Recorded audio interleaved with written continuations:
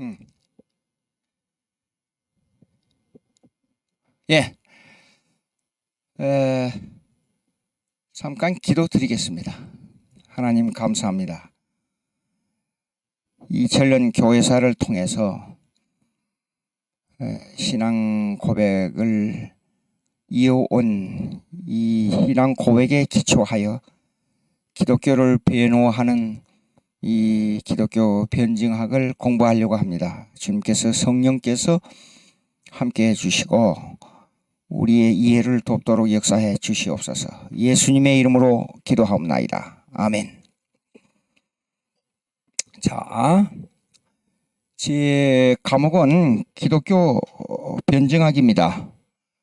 그러니까 조금 외국어를 쓰는 것을 조금 양해해 주십시오. 왜냐 그러면 이게 기독교 변증학이 2000년 교회사를 통해서 내려오면서 그 헬라 철학, 중세 스콜라 철학, 그 다음에 17세기 이후에 이성주의 철학, 이걸 이 사탄의 괴교로 말미암아 자꾸만 이걸 기독교로 영입해 이 침범해 들어오려고 했었어요.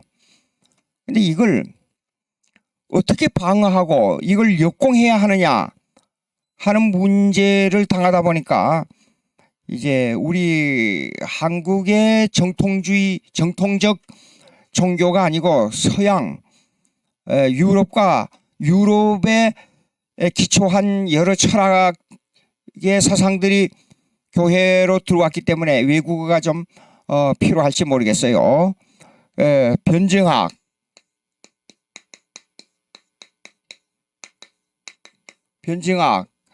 그러면 미안합니다.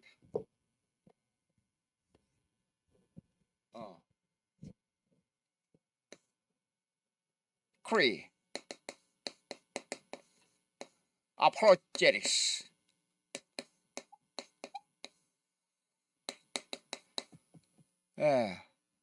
크리스천 아폴로제틱스, 기독교 변증학. 그러면 이 기독교 변증학은 변증법하고 달라요. 변증법. 이거 혼돈하면 안 됩니다. 기독교 변증법은 요거는 해결의 역사 철학, 역사 철학에서부터 나온 이론이고, 기독교 변증학은 여기 원래 아폴로기아,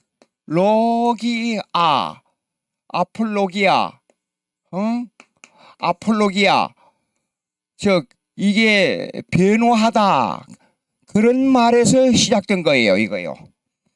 예, 그러니까 요 두 가지를 이제 설명하겠어요. 이 첫째 변증법부터 이렇게 설명하겠어요. 변증법부터. 변증법은 해결의 역사 철학인데 이걸 갖다가 정반합의 원리에 의한 역사 흐름이라 그렇게 규정합니다. 정반합 그러면 중간에 좀 말씀드리겠습니다. 저기 질문이 있으신 분들은 그 질문을 해주시면 여기에서 보고 제가 설명을 드릴 테니까 질문 해주시면 여기 올려주시면 되겠어요. 고맙습니다. 자, 변증법은 뭐냐 그러면 역사의 흐름을 정반합의 원리에 의해서 그러면 thesis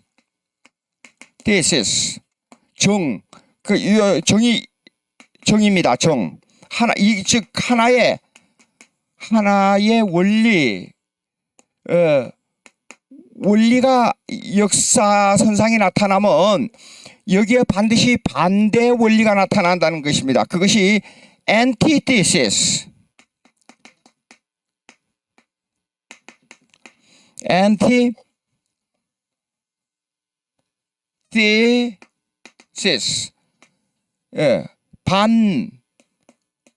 반이 나타난다 이겁니다. 반.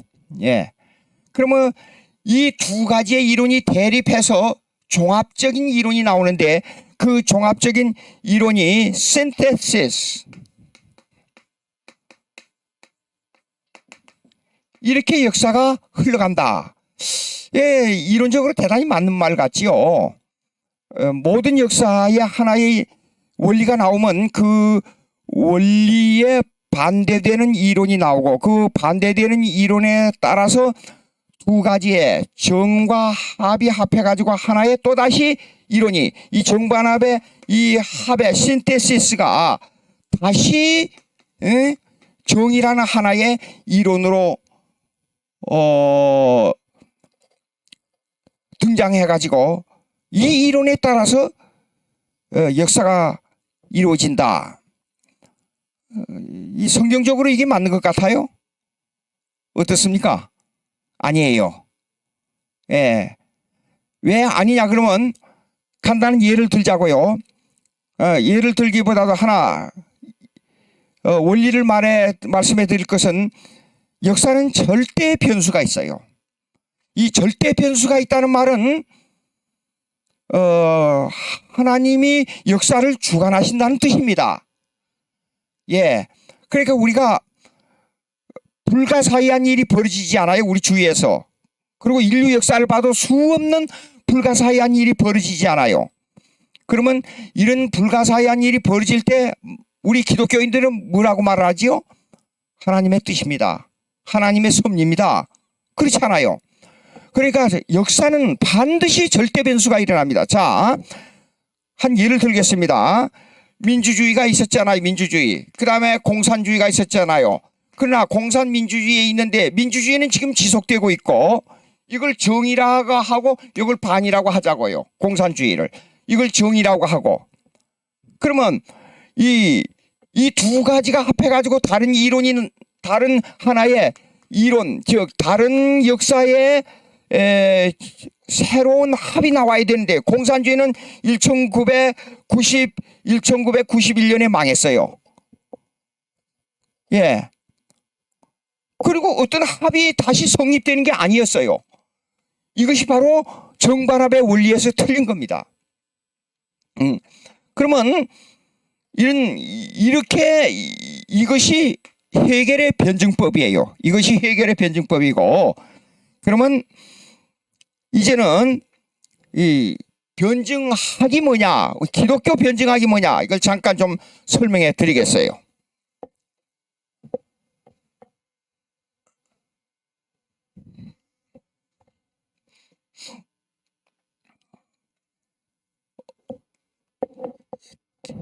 이제 초대교회 예수님 당시로 좀 들어가 보십시다.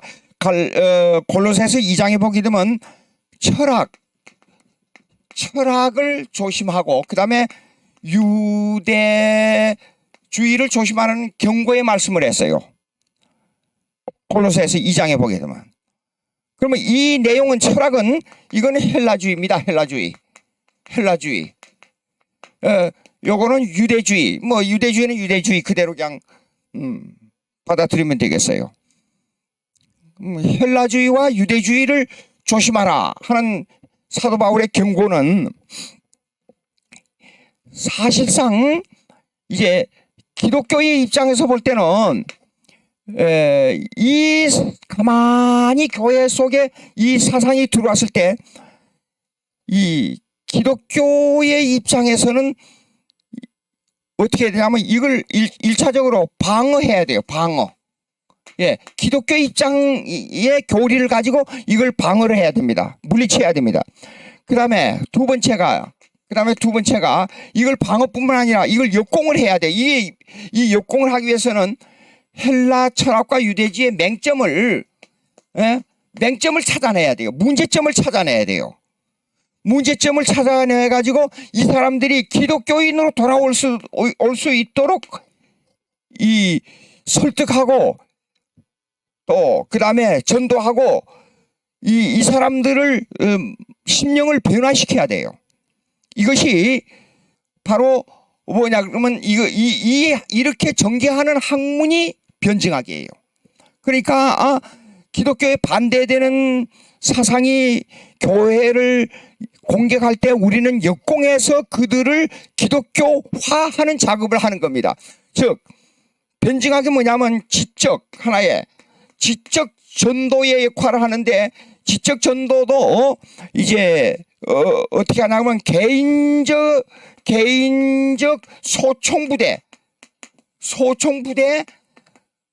부대 역할을 하는 것이 지적 전도에 있어서 개인적 소총부대 역할을 하는 것이 변증학입니다. 자, 그러면 이렇게 이제 요점을 정하고 제가 책 소개를 하겠습니다.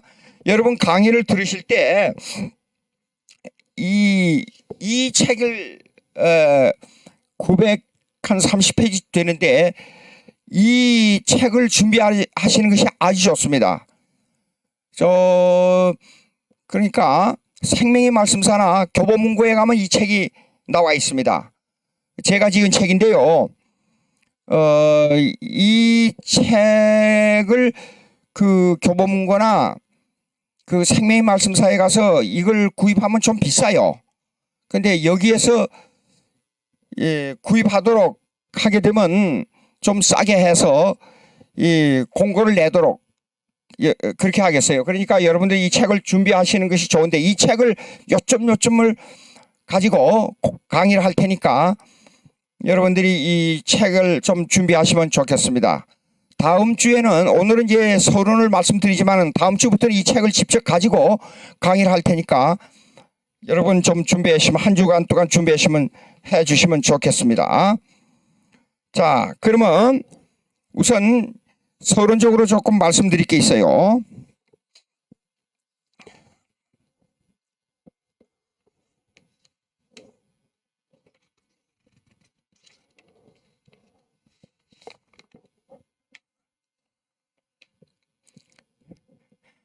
이 변증학의 노선을 좀 말씀드리겠어요. 이 변증학, 기독교 변증학에 대한 그 변증학의 단어 설명을 한 겁니다. 지금까지.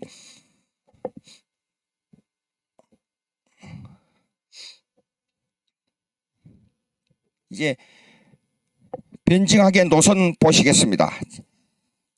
이 책이 없어도 이건 들을 수 있는 거니까.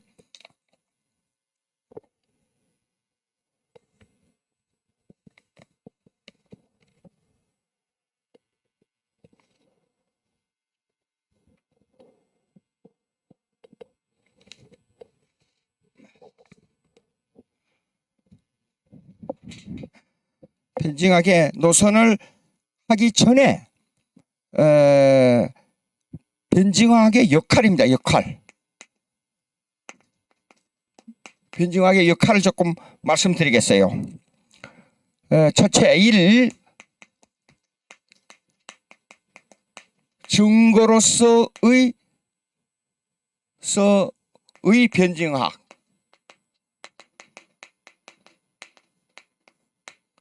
증거로서의 변증학.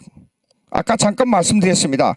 그러나 성경을 찾아보면 요한복음 14장 11절, 요한복음 14장 11절, 20장 24절로부터 31절, 고린도전서 15장 1절로부터 11절에 기초하여 한번 찾아보시겠어요? 요한복음 14장 11절. 요한복음 14장 11절. 내가 아버지 안에 있고 아버지께서 내 안에 계심을 믿으라. 그렇지 못하겠거든 행하는 그 일을 인하여 나를 믿으라. 예, 이 증거로서의 기독교 변증학, 그 증거로서의 기독교 변증학에 두 가지가 나오는데, 1. 하나의 이론의 개념. 두 번째가 행하는 거니까 실존의 개념.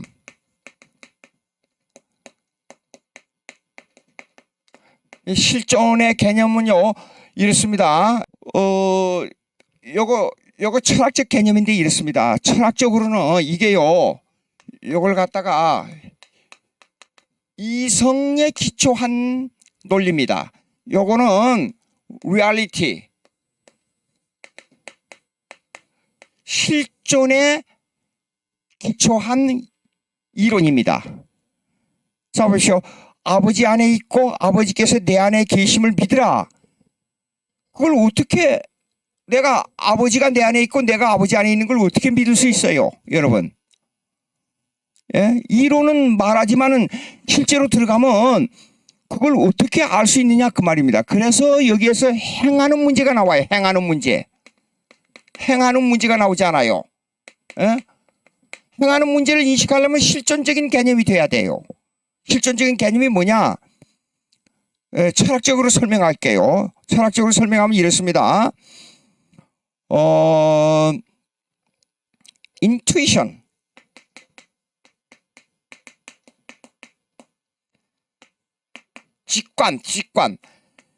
직관을 통해 들어오는 주관적 인식이에요. 보고 만지고 생각하고 느끼고 하는 이런 직관을 통해 들어오는 주관적 인식을 실존이라 그래요. 주관적 인식을. 객관적 인식보다도. 그러니까 예수님께서 기적을 행했어요. 그러면 이 기적이 인식될 때에 그 인식의 주관적 해석을 실존이라 그래요. 어떤 사람은 예수님이 행한 기적을 인식하지 못하는 사람이 있죠. 불신자들. 또 그다음에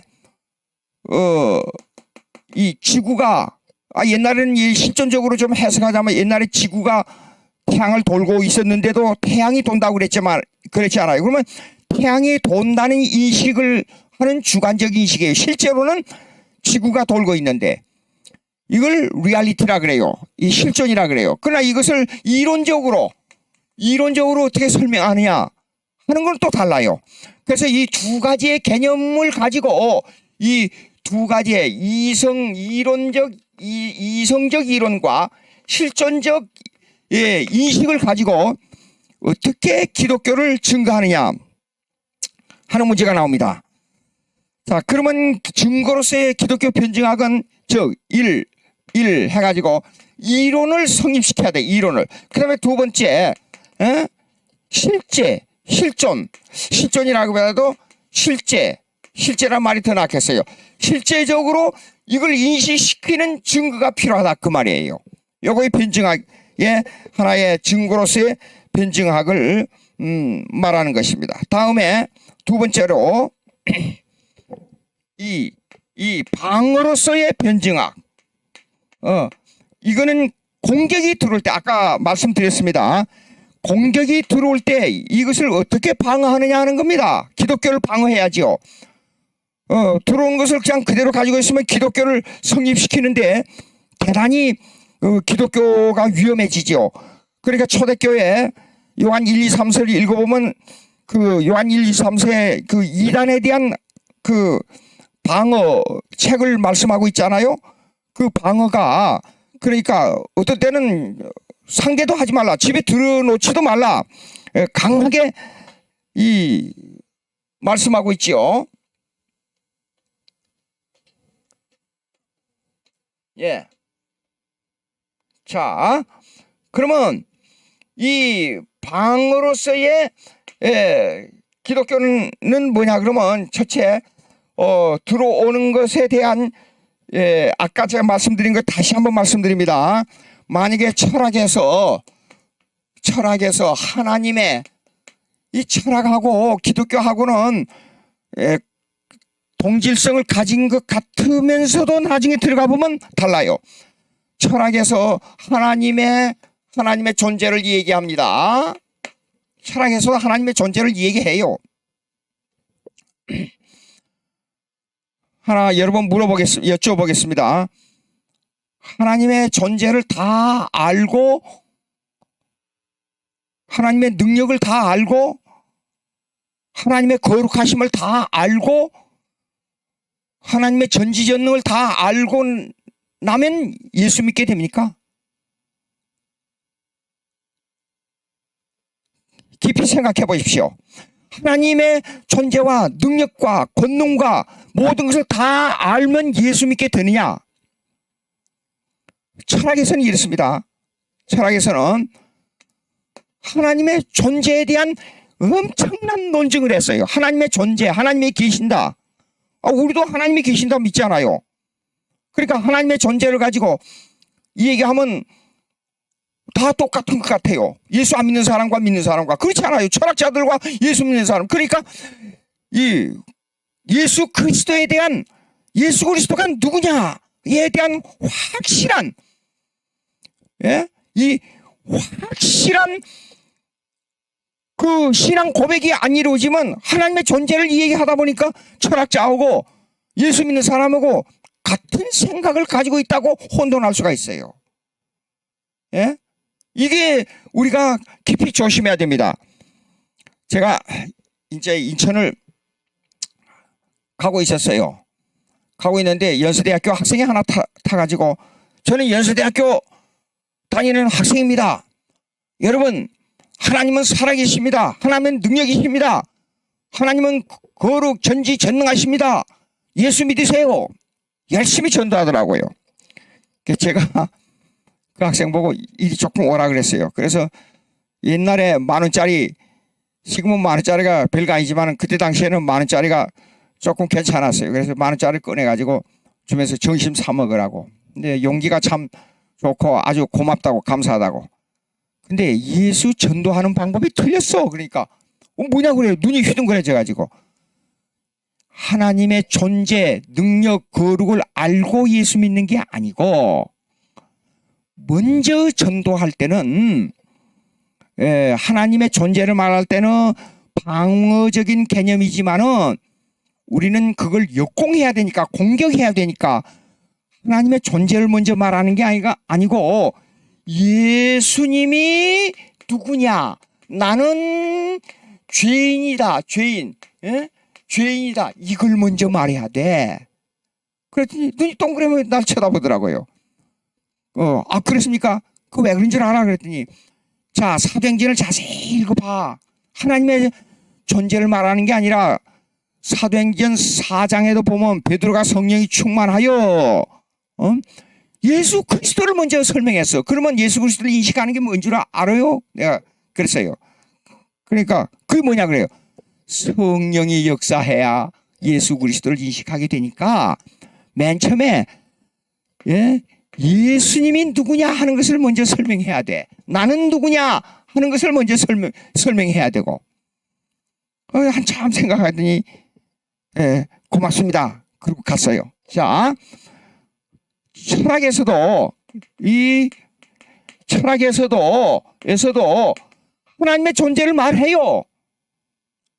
하나님의 존재를 엄청나게 말 많이 합니다. 나중에 이거 설명하겠어요.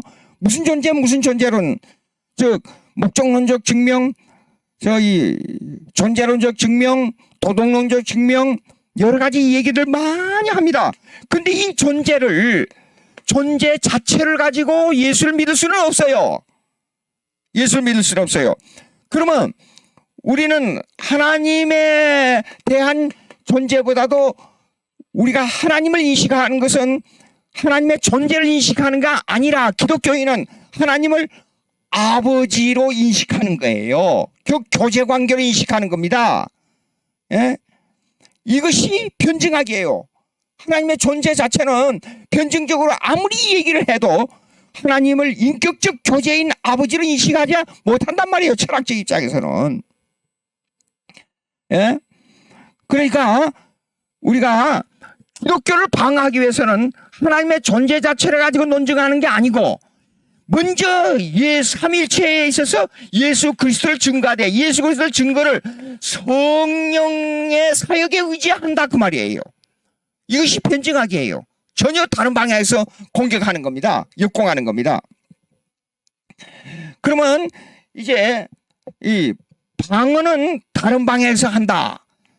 그들이 오는 것을 직접 받아치는 것보다도 다른 방향에서 방어한다. 그 다음에 세 번째 들어가서 이제 그 다음에 공격으로서의 변증하게 공격, 역공입니다. 그들이 방어하는 거 있잖아요. 그 철학자들하고 이 얘기를 하고, 여러분 철학 유명하다는 철학자들, 제가 철학을 좀 공부하기 위해서 어느 교수하고 이 얘기를 좀 했어요. 근데 그 교수가 철학을 가지고 실존주의, 존재, 그 다음에 구체적으로 파고들으니까 나중에는 이 철학 교수가 이러더라고요. 그거 잘 모르겠다 그래요. 예. 그 철학을 공부하는 사람들이 철학을 몰라요. 그 내용이 뭔가니 중세의 스콜라주의였어요. 스콜라주의에 대해서 막 파고들어서 얘기하니까 사실상 실제론하고 명제론하고 차이를 구체적으로 파고들으니까 대답을 못해요. 예, 철학은 그렇게 애매한 겁니다. 그래서 공격으로서의 변증학이 뭐냐 하는 것은 이렇습니다. 하나의 역공인데 여기에서 그 사람들은 우리의 공격을 이해를 못합니다. 성령 사역을, 성령의 사역을 강조하면 이 사람들이 이해를 못합니다. 그러니까 성령의 이걸 조금 설명할게요. 자, 하나님의 인식,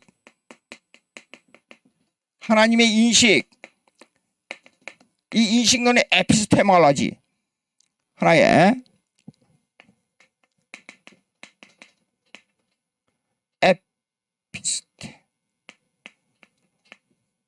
에피스테몰로지, 인식론. 기독교에서 말하는 하나님의 인식론은 인격적 교제의 인식론입니다. 즉 하나님, 우리 기독교에서 말하는 하나님은 어떤 분이요? 하나님이 어떤 분이죠? 전지전능하시고 능력이 무한하시고 그러죠.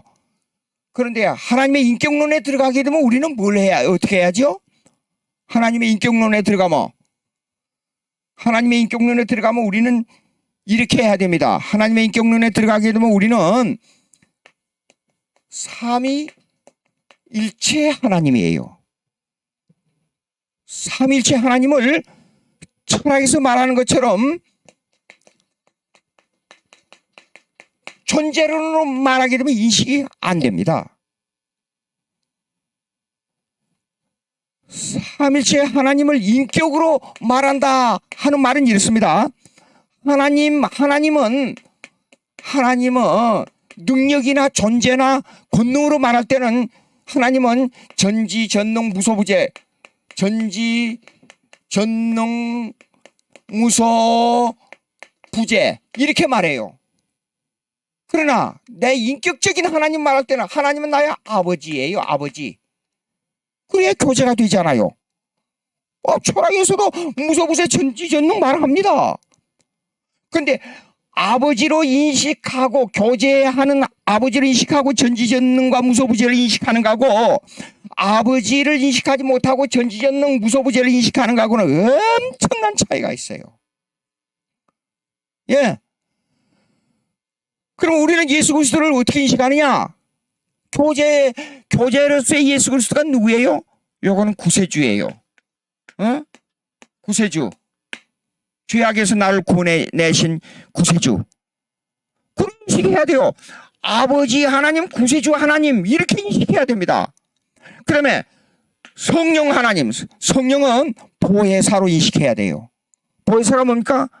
즉 카운슬러는 말이 좀 약한 것 같지만 이게 내 심령 속에 교제하는, 나를 인도하고 나를 이끌어 주시고 나를 위로하시는 그 하나님 사역, 그 사역자의 하나님을 성령이라 그래요. 성령. 그러면 아버지로서의 교제, 구세주로서의 교제, 성령으로서의 교제, 하나님 삼일체 하나님을 섬기는 것이 기독교인이 하나님을 믿는 실제, 리얼리티입니다. 이거예요.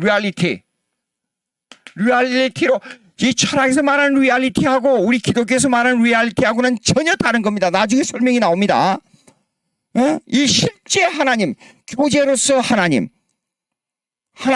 그런데 이 하나님을 한편으로 말할 때는 어떻게 말하지요? 하나님을 한편으로 말할 때는 전지전능 무소부재,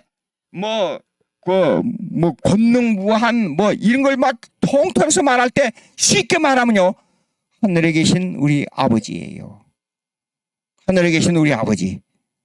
그러나 요한복음 14장에 저 하나님 아버지 어디 계십니까? 그렇게 물었을 때에 하나님 아버지, 하나님 여기 있다 저기 있다 하지 말고 내 마음속에 계신 하나님이라.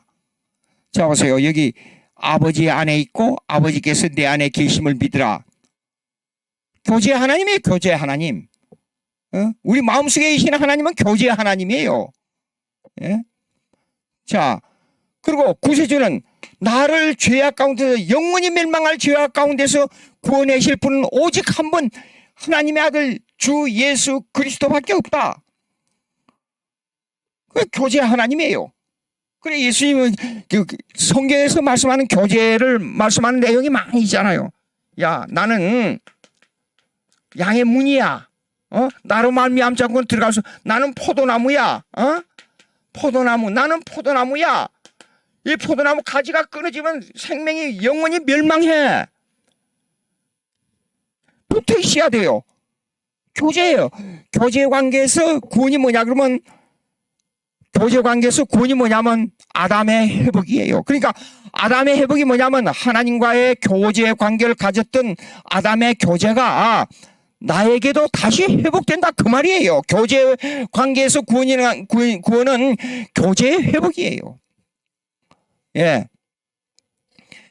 자, 이렇게 해서 이 역공 하나님의 존재를 아무리 말해도 삼일체 하나님을 교제의 인식으로 들어가야 그 사람들의 그 철학에서 말하는 하나님의 존재를 역공하는 거예요. 공격하는 거예요. 그들의 삼일체를 인식을 못합니다. 예수 그리스도를 인식하지 못하면, 성령의 사역을 인식하지 못하면 인식을 못합니다. 삼일체 하나님으로 돌아가요. 자, 그러면 이 세 가지를 끝내고 다음에는 기독교 변증학의 노선을 좀 말씀드리겠어요. 기독교 변증학의 노선.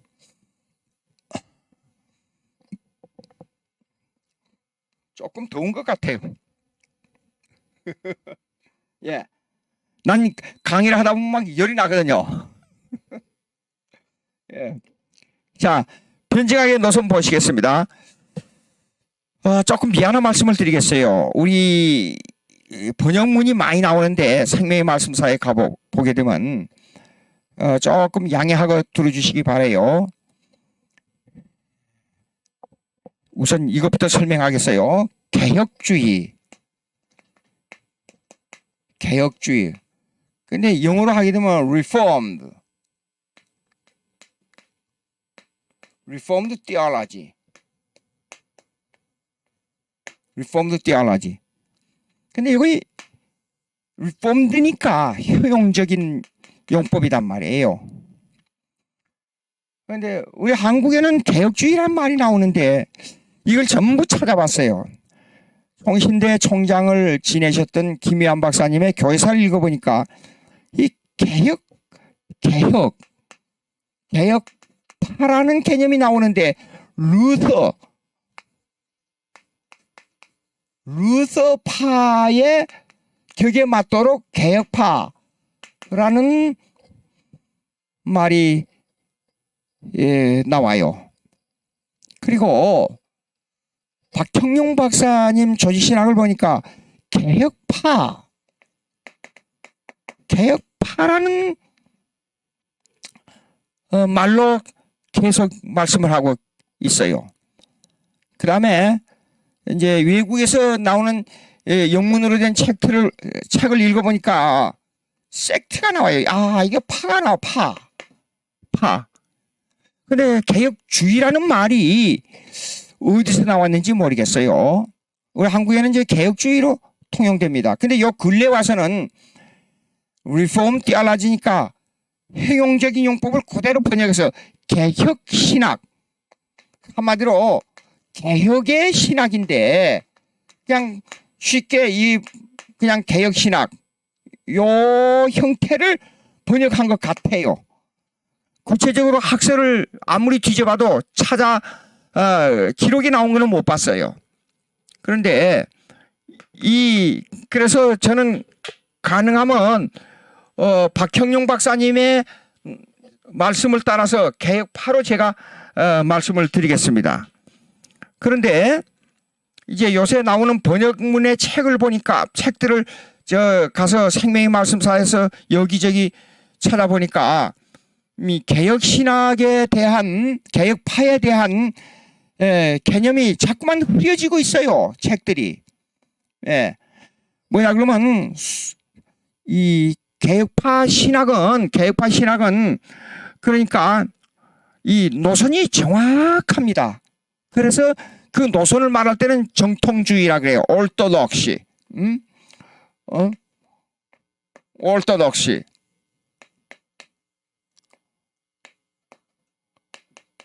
orthodoxy. 이 정통주의라 그래. 정통주의. 그 노선에 대해서는. 근데 자기 마음에 맞으면 그냥 개혁신학, 개혁주의라 쉽게 말하는데 영국에서 오는 여러 가지 책들을 번역한 걸 읽어보면 거기에 그 영국식 복음주의가 많이 게재되어 있는데도 그건 개혁주의로 그냥 말해버리고 그런 경향이 많더라고요. 그러나 여기에서 이제 노선을 정하는 것은 좀 아까도 말씀드렸지만은 양해하고 들으시면 좋겠다. 이 변증학, 기독교 변증학의 노선은 말하자면 복잡해서 일일이 다 말할 수가 없지만은 몇 가지 노선만 가지고 제가 여러분에게 말씀드리겠습니다. 그래서 이 노선에 여러분들이 듣고 내가 생각하기에는 그 아무개 어떤 분은 대단한 개혁파 신학으로 생각하고 있었는데 여기서 보니까 아닙니다. 그렇게 말이 나올 수 있어요. 생각이 될 수가 있어요. 그러나 이것은 제가 그냥 책을 읽고 문서에 의해서 말씀을 드리니까 양해하고 들어주시면 좋겠어요. 첫째, 이걸 말하기 전에 이 변증학인 자유주의 신학으로 들어가면 사실상 변증학이 없습니다. 그리고 신복음주의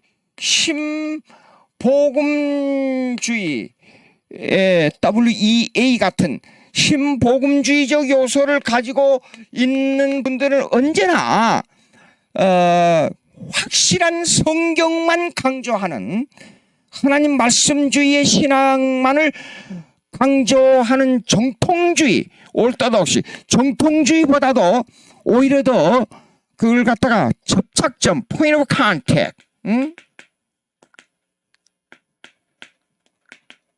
이 다른 사상과의 접촉점을 자꾸만 가지려고 그래요.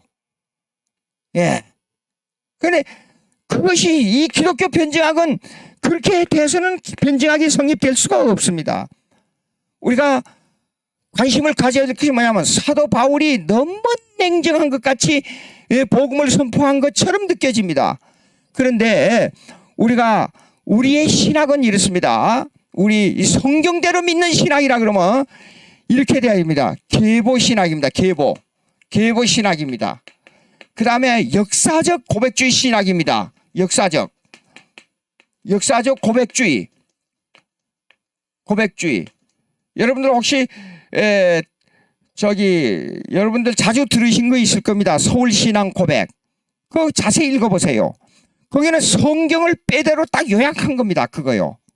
성경을 그대로 빼대로 요약하기 때문에 그것은 정광 목사님이 제게 여러 번 전화하고 또 부탁하고 뭐 자료도 제공하고 참 오랜 시간이 걸려서 그 서울신앙 고백을 만드셨는데 그거 보십시오. 거기에 보면 성경이 뭐냐? 그 다음에 삼일체 하나님이 어떤 분이냐? 예수 그리스도가 어떤 분이냐? 성령이 어떤 분이냐? 성경 그대로 고백한 겁니다. 그러니까 그래서 우리는 역사적 고백주의 신앙 고백에 딱 기초해야 돼. 그래서 웨스민스터 신앙 고백을 가지고 우리가 그걸 만들 때 웨스민스터 신앙 고백을 얼마나 뒤지고 다시 보고 공부하고 했는지 몰라요.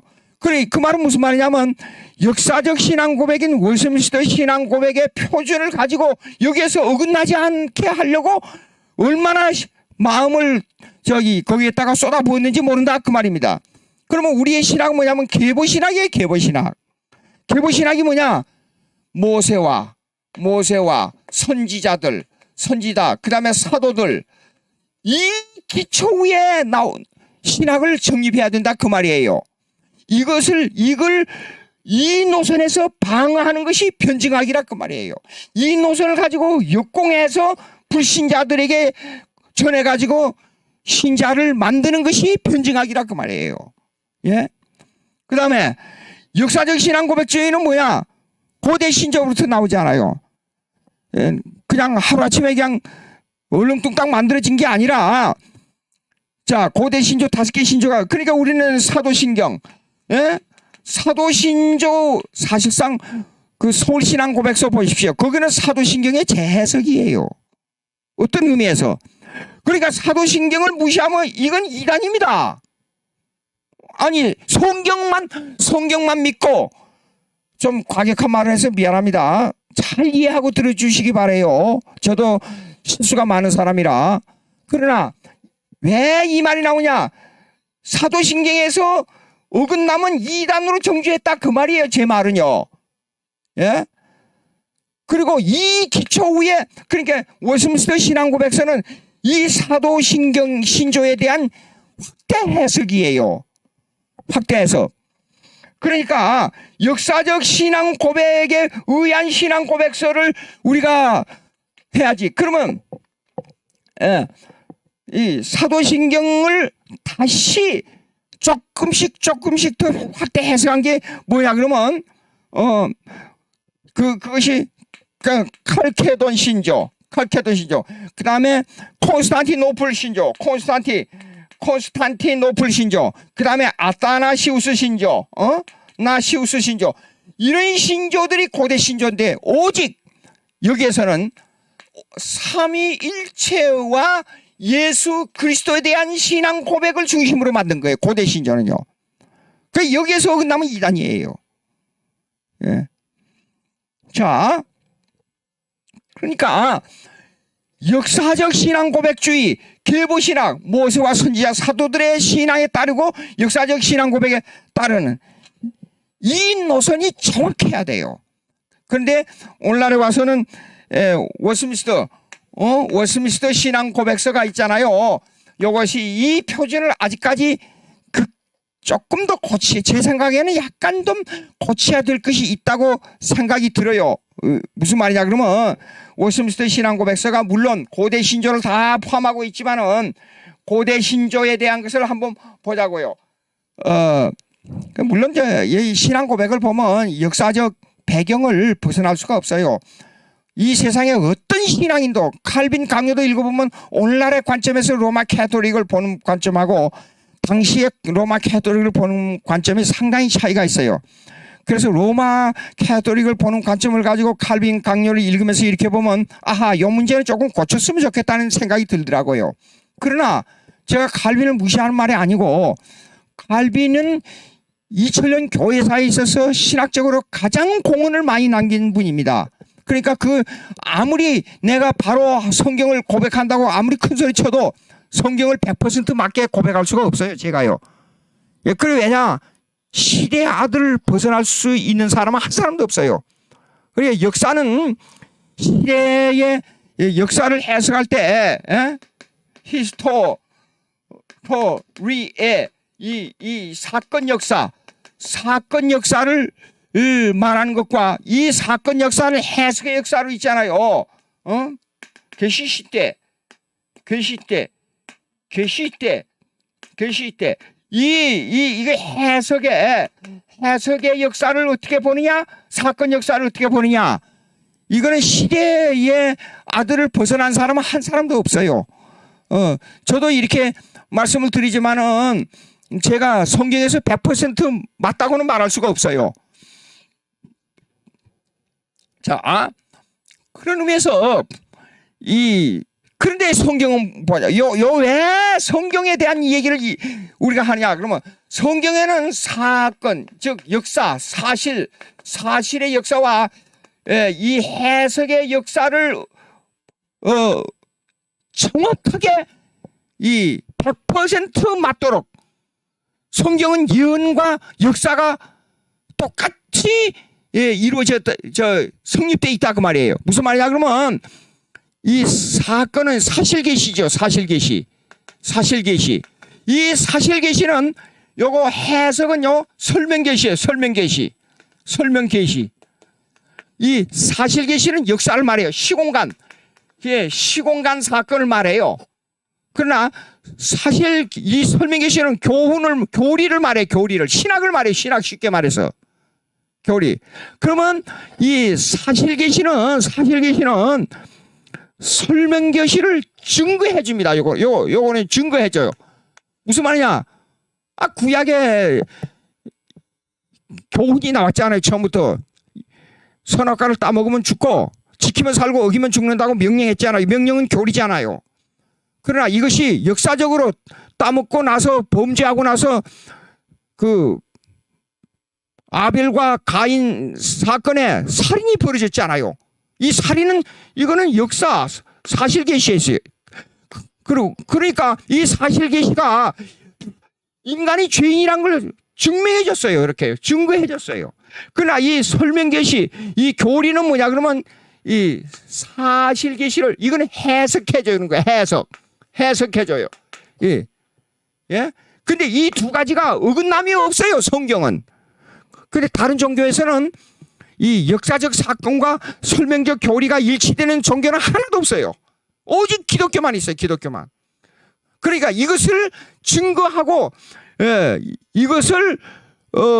증거하고 이 성경이 오직 하나님의 말씀으로 이루어졌기 때문에 이대로 이 구약에 나오는 예언은 하나의 교리, 설명계시.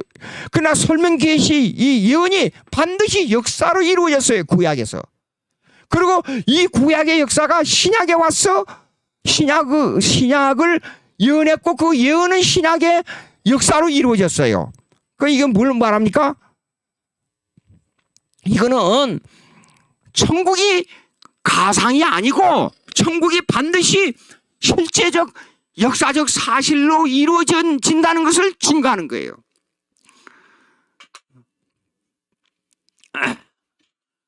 자,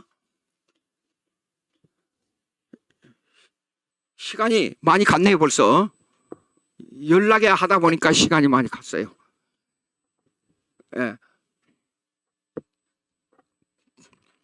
자, 그렇기 때문에요 변증학은 뭘 말하냐, 어떻게 하면 성경을 정확하게 증거하고 역공해서 우리를 공격해서 들어온 걸 어떻게 역공해서 하느냐. 그렇기 때문에 변증학의 노선은 반드시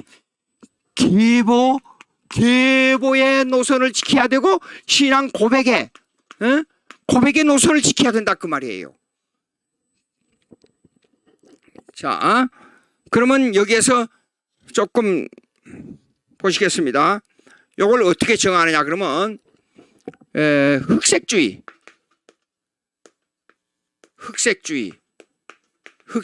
그 다음에 회색주의, 그 다음에 백색주의 이렇게 정해 보겠어요.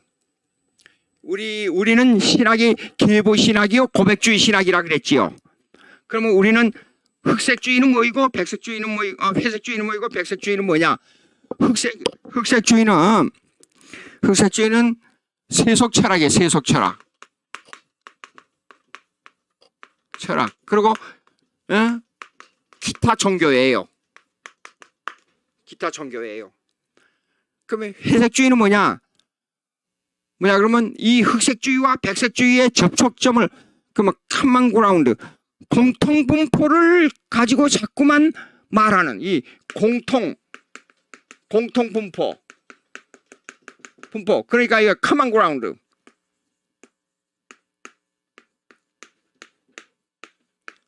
공통분포를 형성하는 거예요. 이 흑색주의하고 백색주의 사이에. 그러면 백색주의는 뭐냐? 계보신학 고백주의예요. 계보신학 신앙 고백주의예요. 변증학의 노선을 말할 때요. 그러면 회색주의에서 자꾸만 자유주의, 이 백색주의에서 그러니까 신복음주의, 예? 그 다음에 뭐야? 웨슬리안주의, 그 다음에 알미니안주의. 이거 좀 말이 어렵습니까? 요 말이 무슨 말이냐 그러면 요것이 인간의 자유의지를 강조하는 거예요. 자유의지. 이게 조금 시간이 나중에 나오지만은 조금 시간이 걸리지만 우선 요점만 지금 말씀드리겠어요. 요 뭐냐 그러면 여러분들 예수 믿게 되면 내 의지가 동원해서 예수 믿어요? 내 의지가 동원돼서 예수 믿어요? 아닙니다. 전혀 성령의 역사예요.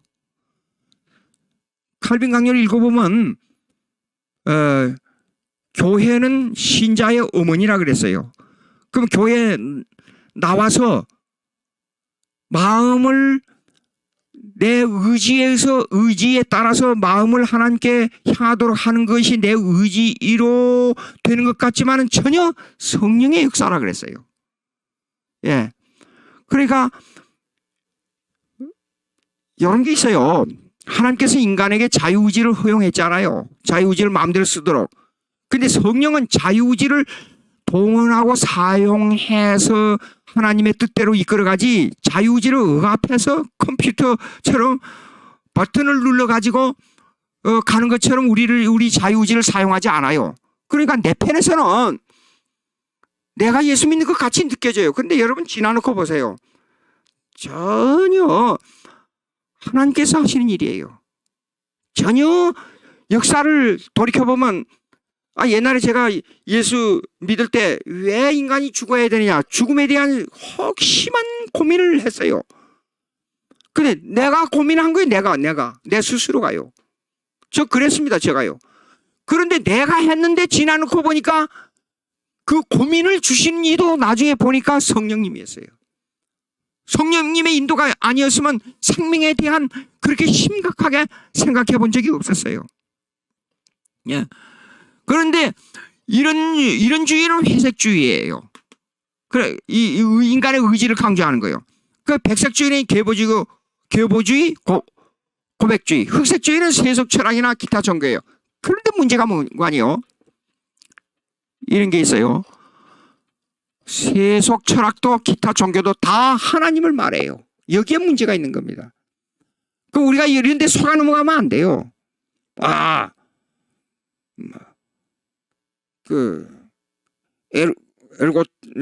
고깃도 에르고 줌 나는 생각함으로 살아 있다. 그 생각의 존재를 찾아 올라가면 하나님이다. 이런 이상한 말, 이런 사람을 속이는 말 그냥 해가지고 사람을 혼돈되게 하면 안 돼요. 그것이 오히려 더 이 기독교를 뭡니까? 기독교를 또 파괴하는 마귀의 역사입니다. 자, 그래 이렇게 이제 노선을 정해놓고 보시겠습니다. 그러면 조금 넘어가서요.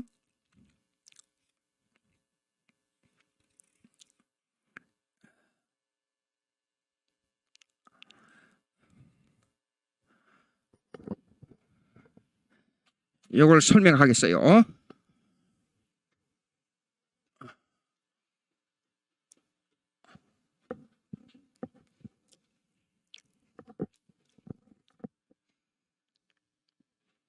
그러면 계보신학이 뭐냐 하는 것을 계보적으로 말씀드리겠어요. 1. 신학은요. 모세와 선지자, 사도들의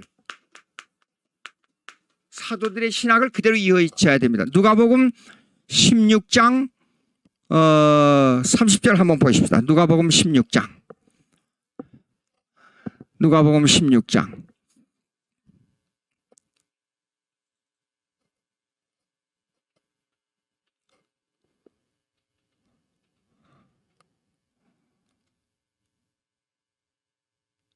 16장 30절.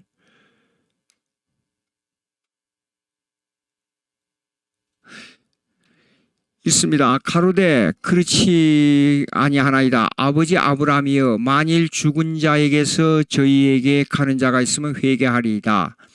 31절. 가로되 모세와 선지자들에게 듣지 아니하면 비록 죽은 자 가운데서 살아나는 자가 있을지라도 구원함을 받지 아니하리라 하였다 하시리라. 자세히 이 두 구절을 자세히 좀 보시기 바라요. 지금 이 얘기는, 이 말씀은 부자와 나사로의 사건입니다.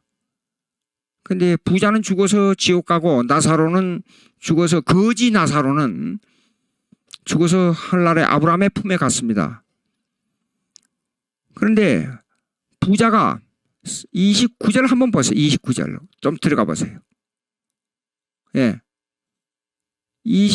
조금 한 절 더 앞으로 28절 한번 보세요. 옳지, 됐습니다. 지금 부자가 고통 중에 불구덩이 속에 들어가서, 죽은 후에 불구덩이 속에 들어가서 너무 힘드니까 그 아브라함의 품에 있는 큰 시원한 물 찍어가지고 내 혓바닥을 좀 서늘하게 해주십시오. 고통 중에 견딜 수가 없습니다. 근데 그 내용이 뭐냐면, 내 형제 5이 있으니 너희에게 증거하여 저희로 이 고통받는 곳에 오지 않게 하소서. 이게 뭐예요? 나사로 지금 죽었지 않습니까? 현재는 아브라함의 품에 가 있어요. 그러니까 죽은 사람을 다시 살려가지고 내 형제 5사람한테 가서 여기 오지 않게 좀 복음을 전해 주세요. 그런 거예요. 그러니까 29절로 들어가 봅시다. 아브라함이 가로되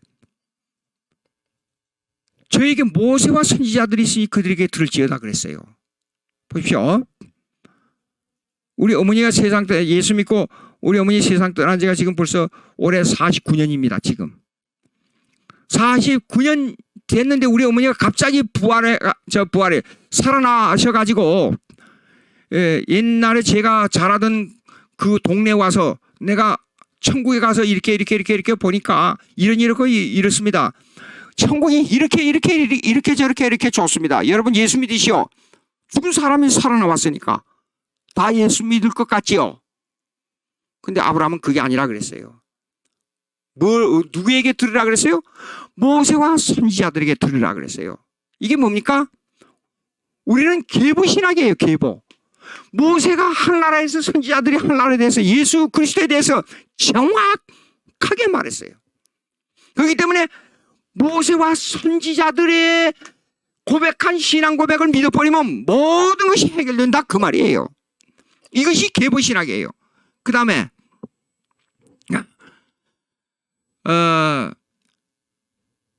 에베소서 2장 20절 한번 보세요. 에베소서 2장 20절. 에베소서 2장 20절. 자 보세요. 너희는 사도들과 선지자들의 터 위에 세우심을 입은 자라. 그리스도 예수께서 친히 모퉁이 돌이 되셨느니라. 이거 아주 중요합니다. 선지자들과 사도들의 터 위에 우리의 신앙이 세워진 거예요. 근데 그 중심 인물이 누굽니까? 예수 그리스도예요. 예. 건물을 지을 때 모퉁이 돌이 아주 중요하니까, 즉 우리 신앙을 세워가는데, 우리 신앙을 세워가는 것을 집이라 그랬지, 집으로 비유했지 않아요? 보니까 21절 보니까 그 안에서 건물마다 새로 연결하여 주 안에서 성전이 되어가고 그랬잖아요. 예? 그러니까 우리 교회 이 성도들의 이 모양을 성전에다가 비유했단 말입니다. 근데 이 터 위를 세우는 것은 누가 기초가 됩니까? 모퉁이 돌 예수 그리스도예요. 근데 이 예수 그리스도를 정확하게 고백한 분들이 누구냐면 선지자와 사도들이에요. 그러니까 우리는 계보신학에 들어가야 돼요. 그러면 이 계보신학이 사도들로 끝나지 않고 그 다음에 교부들의 신학으로 들어가야 돼요. 터툴리안, 예? 이그나티우스,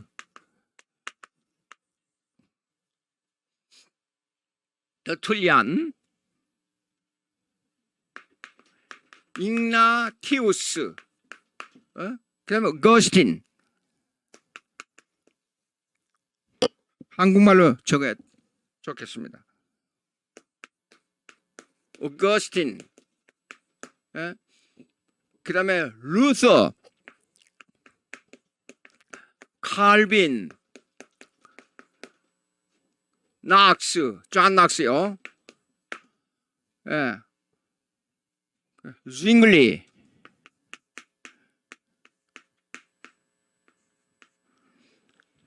제가 글씨가 안 좋아서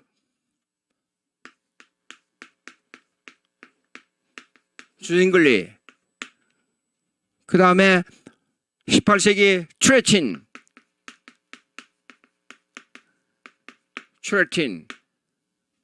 그 다음에 19세기 알렉산더,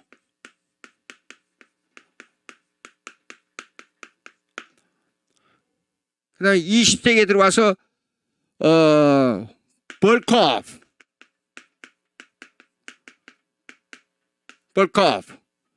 그 다음에 벤틸. 한국에 오면 박형용, 박윤선,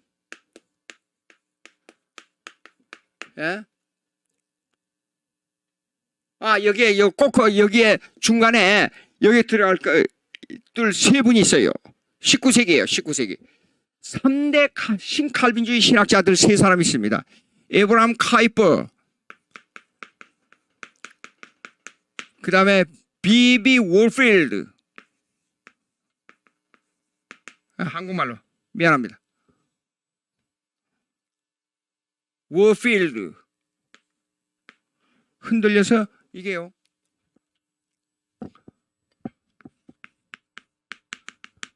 월필드. 그 다음에 헬만 바빙크. 이렇게 개본 신학이 돼야 돼요. 근데 이 신학자들의 저서를 읽어보면 결국은 뭐 어떻게 말씀하냐면 사도 신조를 고수하는 입장의 신학을 전개하고 있어요. 예. 근데 제가 지금 주제넘는 이 얘기를 좀 해야 되겠어요. 사도 신조를 오늘날의 입장에서 이 신학자들이 만들어 놓은 주제 아래서 사도 신조를 구성한다 그러면 절 보고 이 신학자들의 기초에 의해서 이걸 구성하라 그러면 이렇게 하겠어요. 사도 신조를요. 근데 물론 이따가 또 설명하겠습니다만은 자, 삼일체 하나님을 고백할 때 하나님에 대한 고백과 예수 그리스도에 대한 고백과 성령에 대한 고백을 균형 있게 고백하는 게 좋습니다. 근데 전능하사 천지를 만드신 하나님을 믿사오니 그랬잖아요. 그러면 전능하사 천지를 만드시고 다스리시고 그 다음에 보존하시고 섭리하신 하나님을 믿사오며 그것이 더 정확합니다. 왜 그러냐 그러면 17세기, 18세기, 19세기의 자유주의 개념, 철학적 개념이 기독교를 막 공격할 때 18세기 엘라이먼트, 그러니까 계몽주의, 계몽주의가 나와가지고 그 리신론이 나왔습니다. 리신론, 합리적 신의 개념이 나왔습니다.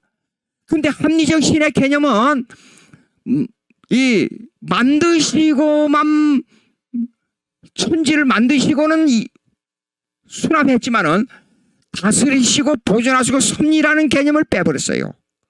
그래서 이 만물을 다스리고 섭리한다는 개념보다도 이 사람들은 자연법칙에 의해서 이 만물이 하나님의 섭리가 아닌 자연법칙에 의해서 만물이 진행된다 이렇게 믿었어요. 알라이먼트.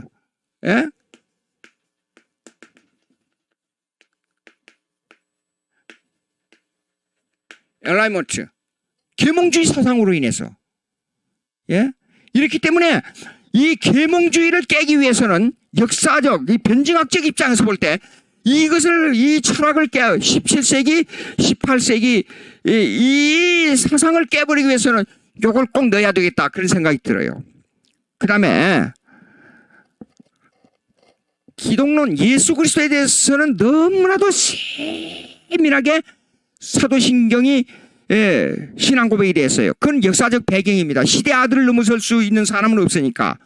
그 역사적 배경이 뭔가니, 예수님이 부활하시고 약 70년간 이 팔레스타인에서 예수님의 부활 사건이 나가지 못하도록 로마 정부에서 압제를 했어요.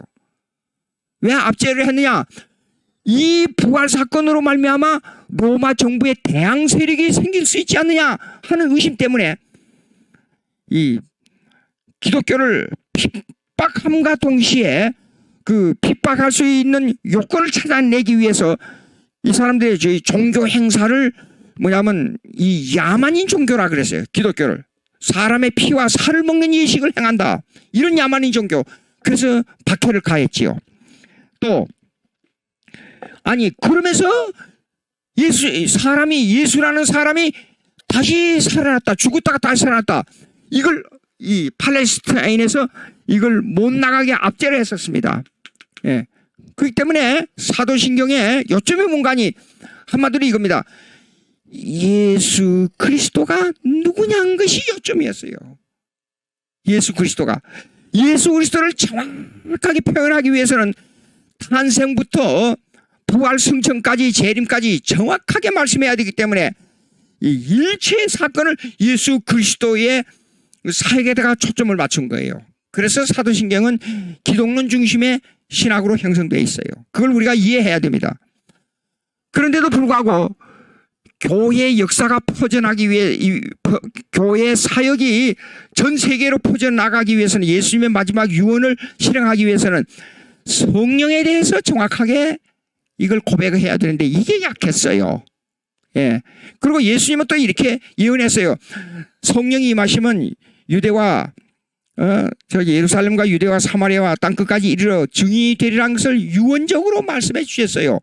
그러기 위해서는, 그리고 오순절을 예언하시면서 성령이 임하시면 보혜사가 이렇게 너희를 인도하고 가르치시라는 것을 누차 예언해 주셨어요. 예수님께서. 근데 성령을 믿사하면 그거 한마디로 끝나버렸어요. 사도신경에. 그러니까 저를 보고 이걸 성령을 첨가하라 그러면 구속을 완성하신 구속을 여러분 예수님께서 다시요.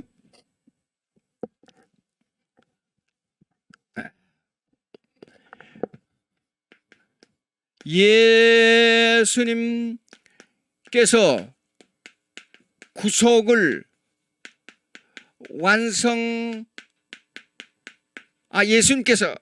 예수님께서 완성하신 구속을 우리의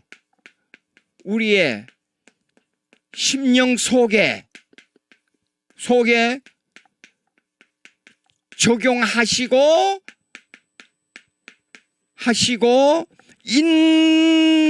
인도하신 성령을 믿사오며 그렇게 하는 게 좋겠어요. 예. 그러면 삼위체 하나님이 아버지의 사역과 예수님의 사역과 성령의 사역을 요점을 여기서 말할 수 있다. 그렇게 했으면 좋겠다 하는 생각입니다. 한마디로 다시 계보신학은 이겁니다. 예수님에 대한 중심, 예수님을 고백하는 신앙의 중심이 모세와 선지자들과 사도들과 고대 신조를 만든 그러니까 그 아타나시우스 신조를 중심으로 만들었던 그 터툴리안이나 이그나티우스 그 후예입니다.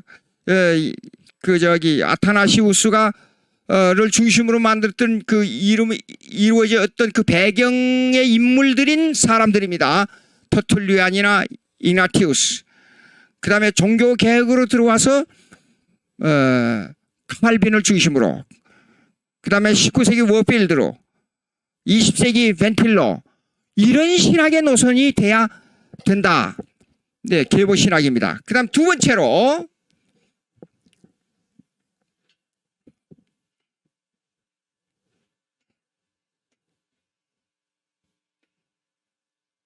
자, 두 번째로 그 다음에 고백주의입니다. 고백주의 신학이에요.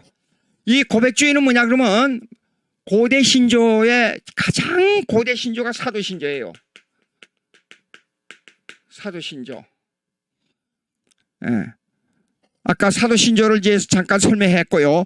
그 다음에 사도신조에 따라서 그 다음에 칼케톤 신조, 칼케돈 신조, 그 다음에 콘스탄티노플 신조,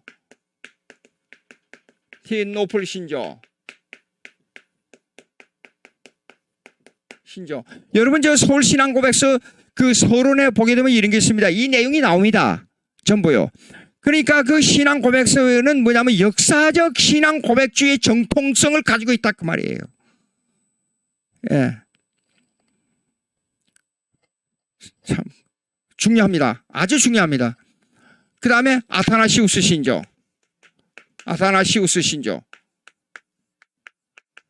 이렇게 돼 있는데요. 자, 이 신조에 의해서 종교개혁, 이거는 고대 신조고,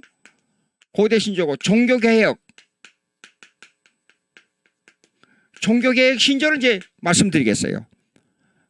예. 종교개혁 신조는, 제네바 교리서,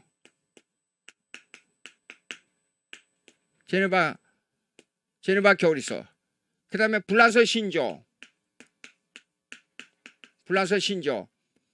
그 다음에 하이델버그 신조,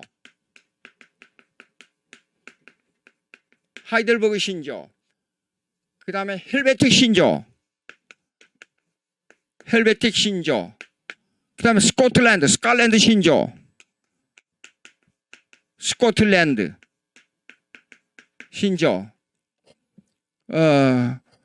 그리고 최종에 와서는 워스민스터 신조,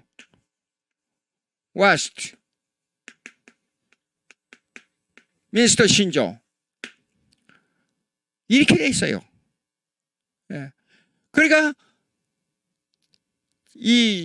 우리의 신학은 뭐냐면 성경을 바로 고백하는 신학이야 되는데, 계보를 따르고 다음에 고백주의를 따르는데, 고백주의는 고대 신조는 사도신조, 칼케톤 신조, 콘스탄티노플 신조, 아타나시우스 신조.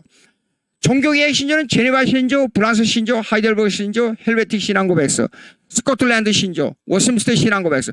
이거 최종적으로 이루어졌는데, 이것이요 19세기 미국 교회에서 미 교단에서 남북 교단이 합해질 때 33개 조항에서 35개 조항으로 닥터 구린이 이것을 35개 조항을 만들어 놓은 것을 저서한 책을 가지고 있는데요, 제가요.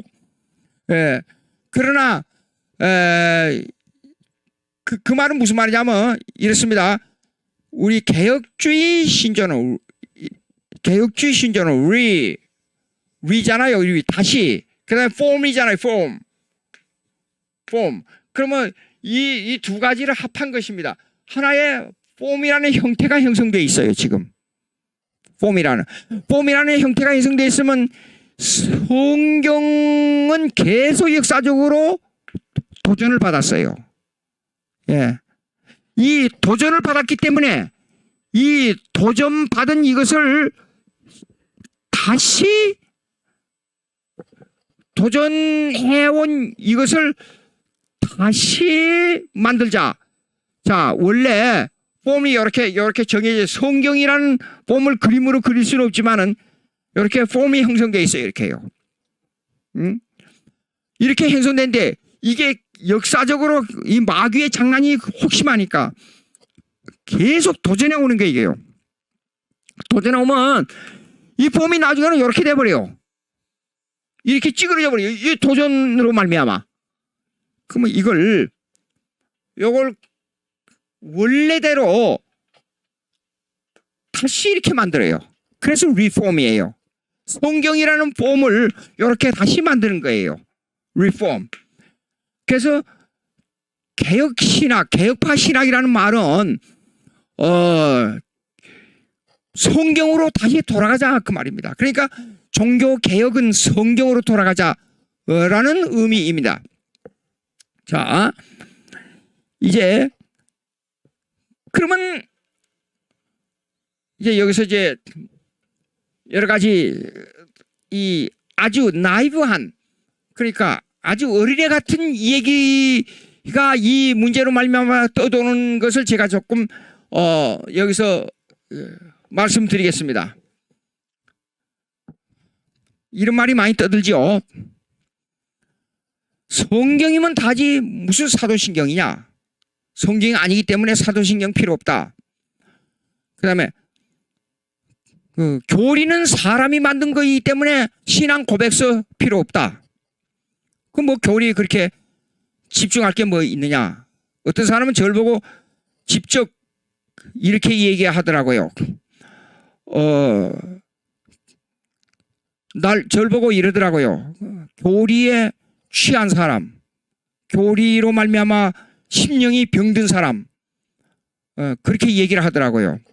근데 그게 아닙니다. 들어보시기 바라요.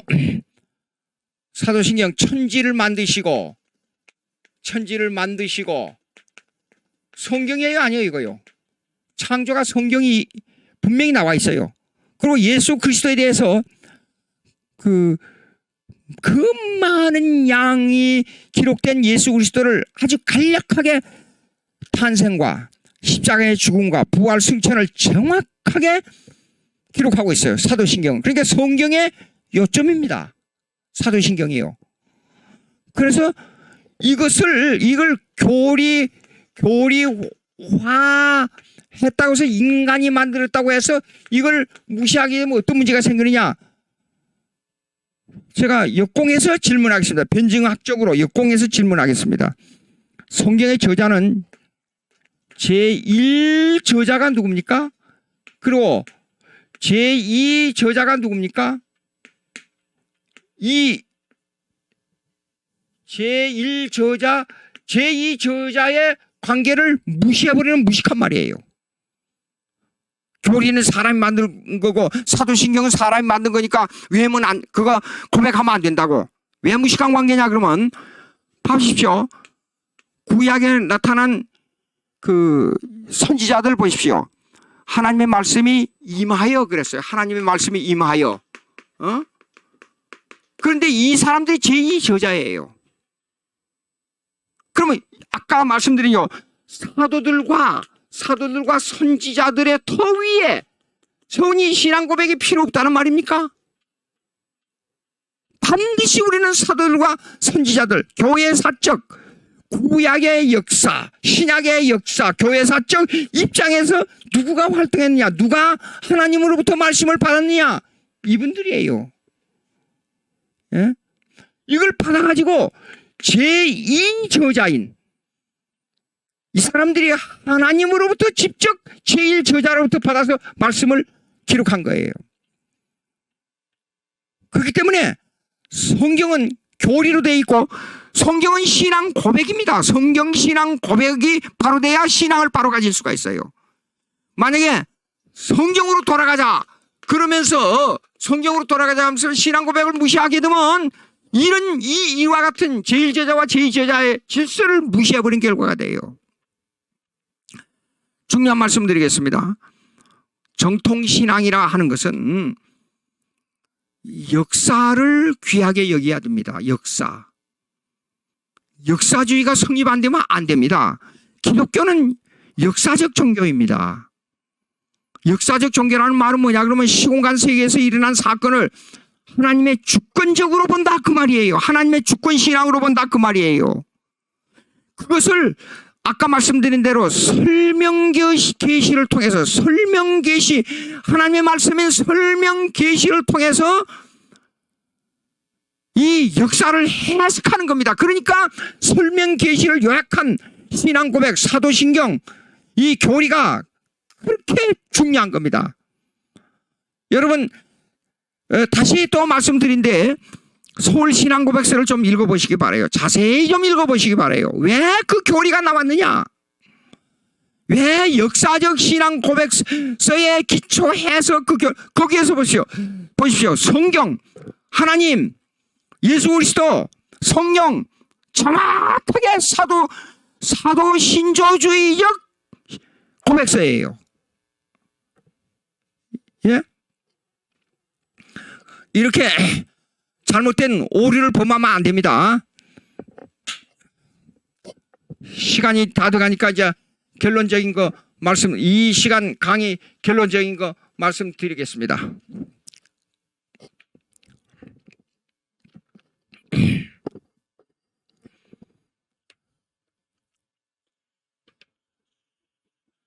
이거 조금 시간이 걸리겠네요.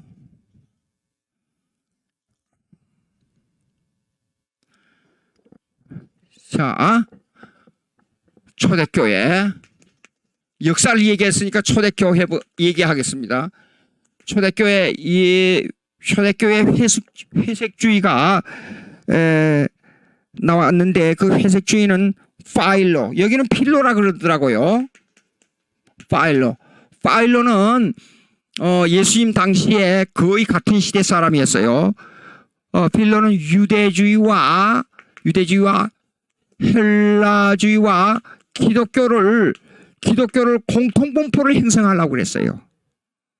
예, 이게 회색주의입니다. 그런데 이걸로 말미암아 여러분들 아시는 분은 아실 겁니다. 여기에 나온 분들이 에비온파와 엘카사이파가 나타난 겁니다. 이걸로 인해서 에비온파와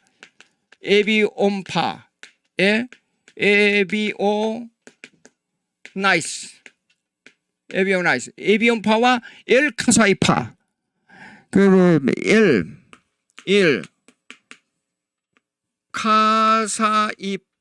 카사이스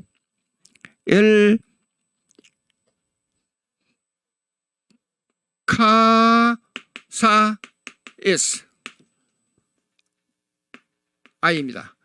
엘카사이스 이 파들이 나와서 잡으십시오. 이게 요렇게 들어와서 기독교에 이게 합해지는 게 아니에요. 절대 안 됩니다. 그러니까 여러분요 이렇습니다. 회색주의 있잖아요. 이래요. 기독교에 순수한 기독교에 약간의 교리가 들어왔잖아. 약간의 교리가 들어오면, 약간의 잘못된 교리가 들어오면, 약간의 철학이 들어오면 나중에는 결국은 어디로 가냐?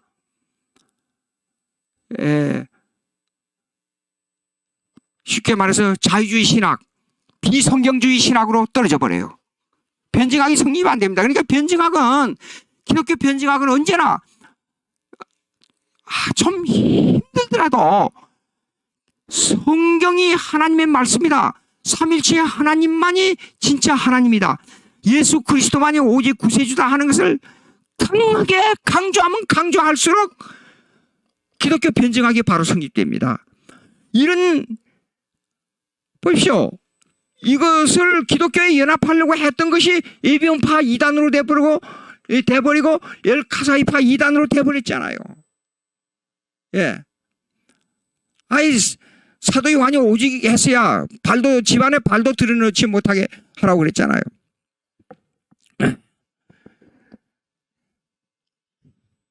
말씀을 드리고, 자, 요거 흘람 좀 기니까 여기서 끝나고 다음 시간에 하는 게 어때요?